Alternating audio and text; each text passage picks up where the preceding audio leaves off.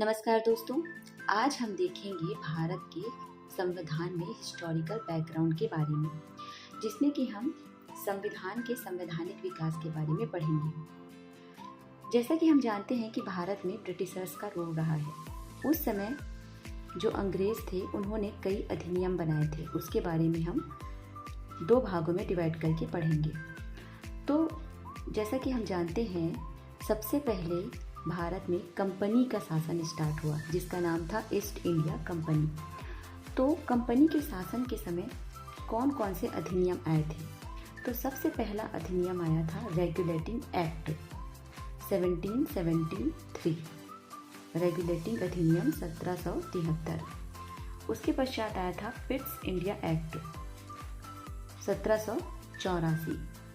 उसके बाद charter act आया, जो कि 4 बार आया था, इसीलिए चार्टर एक्ट को हम 4 बार 4 ईयर में पढ़ेंगे।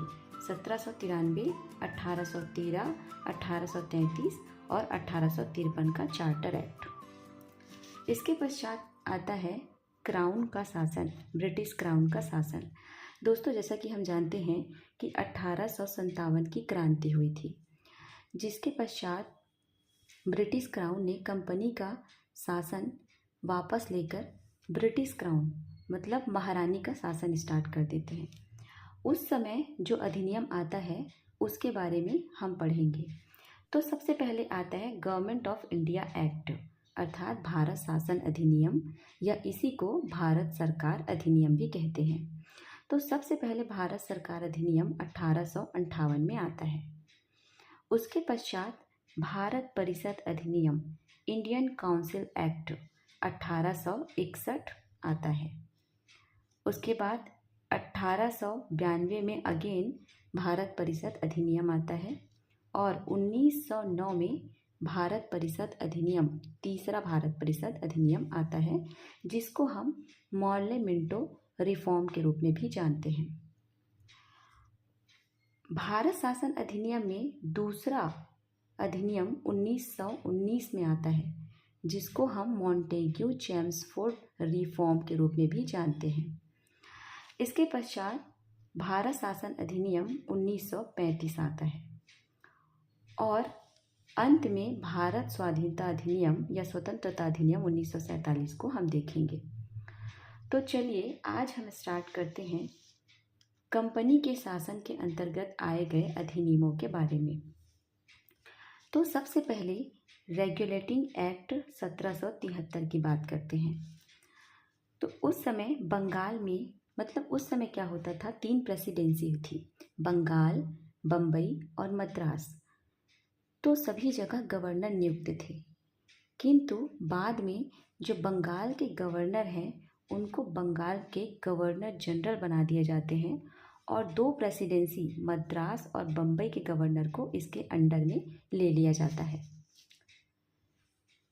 इसके पश्चात का गवर्नर जनरल की सहायता के लिए 4 सदस्यीय कार्यकारी परिषद की नियुक्ति भी की जाती है। इसके पश्चात 1774 में कलकत्ता में सर्वप्रथम सुप्रीम कोर्ट की स्थापना की गई, जिसके मुख्य न्यायाधीश थे सर एलिजा एम्फे। अब बात करते हैं दूसरे एक्ट की, Pitt's India act 1784। Pitt's India act के अंतर्गत भारत में जो कंपनी है पहले व्यापार करने आई थी, किंतु बाद में उन्होंने शासन भी करना शुरू कर दिया। इसीलिए इनको डिपार्टमेंट, एक विभाग की ज़रूरत पड़ी, अलग अलग विभागों की। इसीलिए इन्होंने व्यापारिक कार्य के लिए BOD अर्थात बोर्ड ऑफ डायरेक्टर, और राजनैतिक कार्यों के लिए BOC अर्थात बोर्ड ऑफ कंट्रोलर की नियुक्ति की। इसके पश्चात इंग्लैंड में कोर्ट की भी स्थापना की गई थी। अब बात करते हैं तीसरे एक्ट की। तीसरे एक्ट में चार्टर एक्ट फर्स्ट को देखेंगे, प्रथम चार्टर एक्ट, जो कि 1793 में आया था। तो प्रथम चार्टर एक्ट में बोर्ड ऑफ कंट्रोलर जो था, उनके सदस्यों को वेतन भारतीय राजस्व से देना शुरू कर दिया। और दूसरा क्या हुआ, चार्टर एक्ट को 20 वर्ष के लिए बढ़ा दिया गया। दोस्तों अब हम देखेंगे चार्टर एक्ट, जितने भी चार्टर एक्ट आएगा वो हर 20 वर्ष के बाद आएगा, अर्थात हर चार्टर एक्ट में उसे 20 वर्ष के लिए बढ़ा दिया जाएगा। तो अब दूसरा चार्टर एक्ट आएगा 1813 में। 1813 के चार्टर एक्ट में कंपनी को एकाधिकार प्राप्त था पहले, जिसको समाप्त कर दिया गया, अर्थात मोनोपोली उसको समाप्त कर दिया गया और केवल चाय और चीनी पर ही इनकी मोनोपोली रखी गई। दोस्तों मोनोपोली का अर्थ होता है कि किसी भी कंपनी को शासन करने के लिए किसी स्थान पर उनको पूर्णतः अधिकार, एकाधिकार दे दिया जाता था कि केवल वही कंपनी अधिकार करे, मतलब शासन करेगी या फिर व्यापार करेगी। उसको समाप्त कर दिया गया और केवल चाय और चीनी पर ही वह व्यापार पूर्णतः कर सकता था। अब बात करते हैं ईसाई मिशनरियों की। तो यहाँ पर धर्म प्रचार के लिए, ईसाई धर्म प्रचार के लिए इस तरह ईसाई मिशनरियों को अनुमति दे दी गई। तीसरा कार्य हुआ शिक्षा के बारे में। शिक्षा के लिए प्रत्येक वर्ष 1 लाख रुपए देने का प्रावधान किया गया। चलिए अब देखते हैं तीसरे चार्टर एक्ट 1833 को।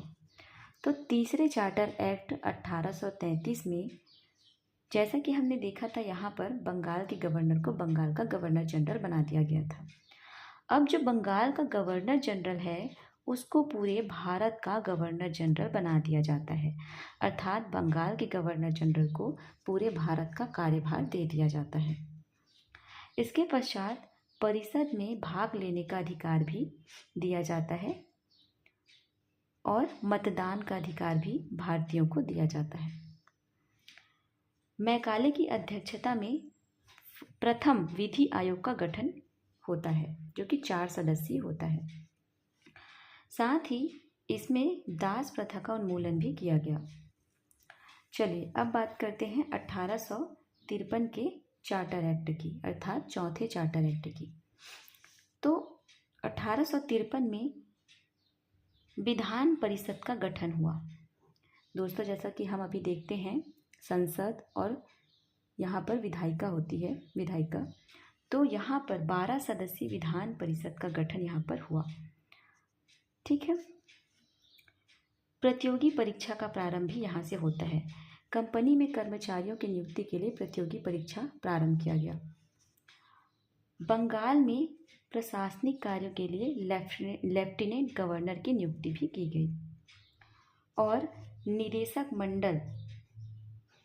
मंडल की सदस्य संख्या 24 से घटाकर 18 कर दिया गया। साथ ही इसमें जो 6 सदस्य हैं वह क्राउन के द्वारा मनोनीत किया जाता था। दोस्तों क्राउन के शासन के समय के आए अधिनियमों को हम अगले क्लास में देखेंगे। Thank you.